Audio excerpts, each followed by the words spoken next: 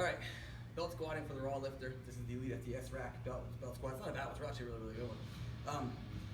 Some differences for belt squats, because belt squat's an accessory movement, and the idea is to build the quads at the expense of the back, not fatigue at the back. So, it doesn't decompress the back, but it unloads the spine.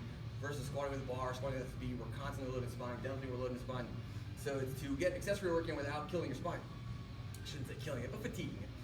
The common misconception you see people do, check this out, is they'll go wide and they'll hold on and they'll sit back like this and come up. Now, there aren't a lot of raw squatters who squat that way. Again, I'm really sorry about the lights, but you want to mimic your raw squat pattern, or actually enhance your raw squat pattern. So you want to focus on the quad. Sitting back and leveraging gets more of the hip musculature, and that's great for a multiply lifter or a geared lifter because that's what they do in the suit.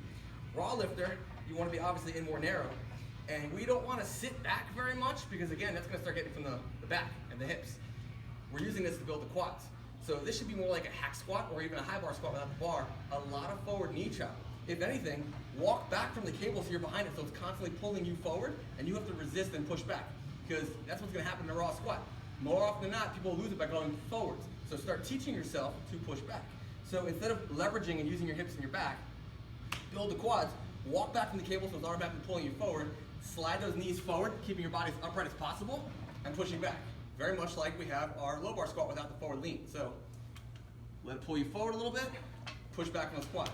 It's a full range of motion leg press within the squat pattern. Pull forward, pushing back, without using your torso. So I'm not using my hip musculature, it's involved to some degree as an accessory movement, as an assistant muscle group, but my primary focus, like a hack squat, is using the belt squat to build my quads. Don't mind me, I've been deadlifting. So we're letting it pull forward, and we're pushing back.